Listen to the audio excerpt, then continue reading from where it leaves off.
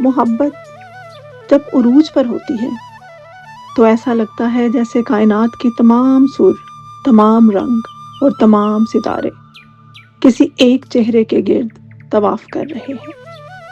لیکن کیا ہوتا ہے جب وہ چہرہ منظر سے ہٹ جاتا ہے؟ کیا فن مر جاتا ہے؟ کیا وقت کی نبض تھم جاتی ہے؟ سہیب مغیرہ صدیقی کی نظم رائگانی ایک ایسا ہی رومانوی نوحہ ہے جہاں ایک انسان کے بچھڑنے سے پوری دنیا کا حسن رخصت ہوتا دکھائی دیتا ہے۔ آج کی شیلز ڈائری میں ہم لفظوں کے اس لمس کو محسوس کریں گے جو جدائی کے بعد بھی روح میں مہکتا رہتا ہے۔ آئیے محبت اور اس کی بے پناہ رائگانی کے اس سفر کا آغاز کرتے ہیں۔ Assalamu alaikum everyone. Welcome to Shell's Diary. Today we have the complete story of Raigani. رائگانی سہیب مغیرہ صدیقی پارٹ 1۔ میں کمرے میں پچھلے 31 دنوں سے فقط اس حقیقت کا نقصان گننے کی کوشش میں الجھا ہوا ہوں کہ تو جا چکی ہے۔ تجھے رائگانی کا رتی برابر اندازہ نہیں ہے۔ تجھے یاد ہے وہ زمانہ جو کیمپس کی پگڈنڈیوں پہ ٹہلتے ہوئے کٹ گیا تھا؟ تجھے یاد ہے جب قدم چل رہے تھے کہ ایک پیر تیرا تھا اور ایک میرا؟ قدم وہ جو دھرتی پہ آواز دیتے کہ جیسے ہو راگا کوئی مطربوں کا۔ قدم جیسے ساپا گاما پاگا سارے وہ طبلے کی ترکھٹ پہ تک دھن دھنک دھن دھنا دھن بہم چل رہے تھے۔ قدم جو مسلسل اگر چل رہے تھے تو کتنے گویوں کے گھر چل رہے تھے۔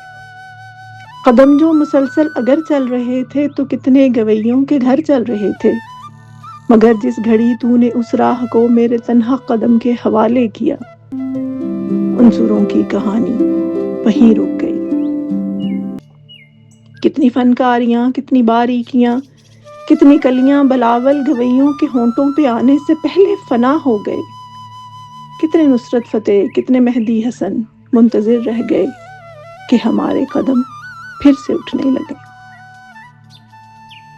تجھ کو معلوم ہے جس گھڑی میری آواز سن کے تو ایک زاویے پہ پلٹ کر مڑی تھی، وہیں سے ریلیٹیوٹی کا جنازہ اٹھا تھا کہ اس زاویے کی کشش میں ہی یونان کے فلسفی سب زمانوں کی ترتیب برباد کر کے تجھے دیکھنے آ گئے تھے کہ تیرے جھکاؤ کی تمثیل پہ اپنی ترچھی لکیروں کو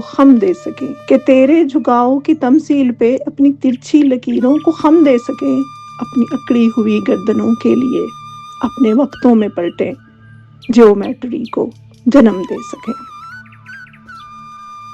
اب بھی کچھ فلسفی اپنے پھیکے زمانوں سے بھاگے ہوئے میرے رستوں پہ آنکھیں بچھائے ہوئے اپنی دانست میں یوں کھڑے ہیں کہ جیسے وہ دانش کا منبع یہیں پہ کہیں ہے، مگر مڑ کے تکنے کو تو ہی نہیں ہے۔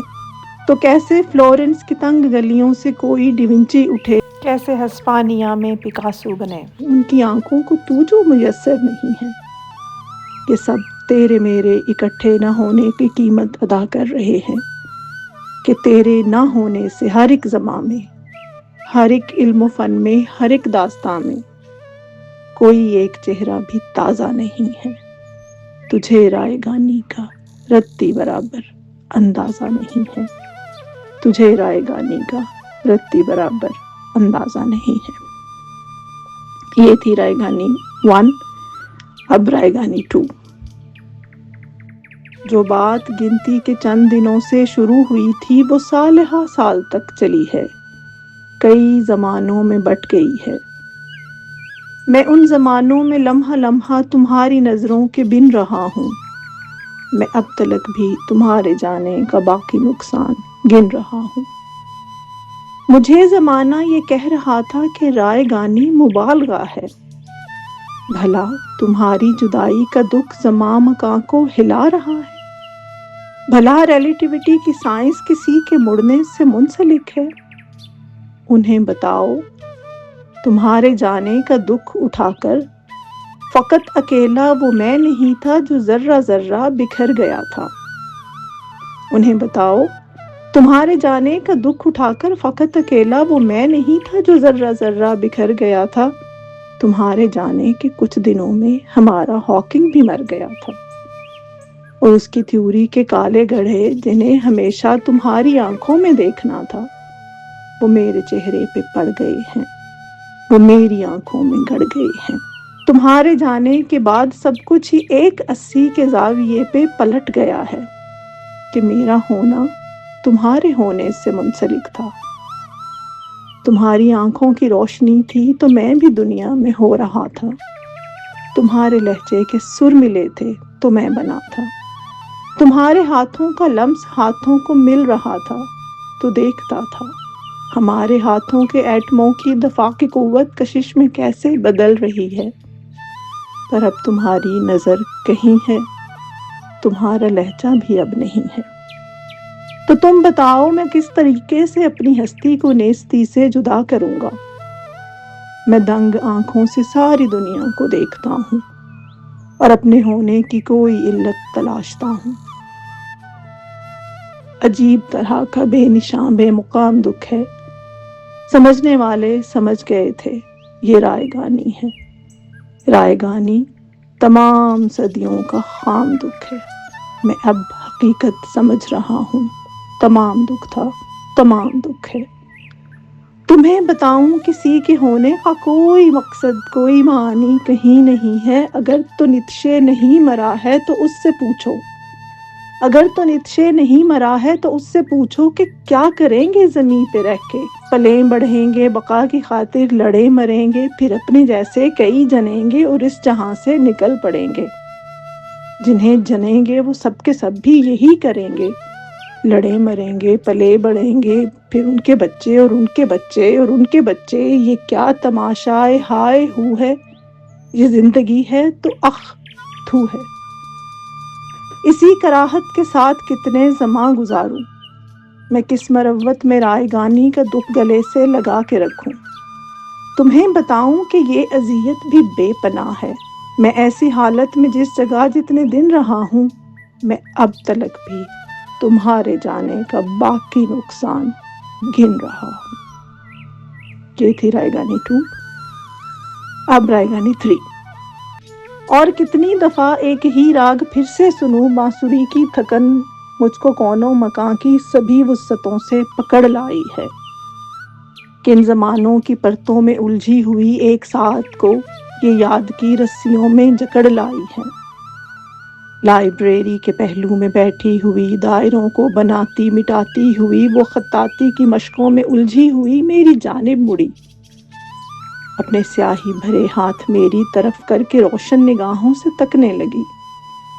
نبض بھی وقت کے ساتھ تھمنے لگی۔ مجھ کو روشن نگاہوں میں لکھی ہوئی ایک تحریر پڑھنے کا دکھ کھا گیا۔ دیکھتے دیکھتے آستینوں کی ڈوری کو گرہیں لگانے کا حکم آ گیا۔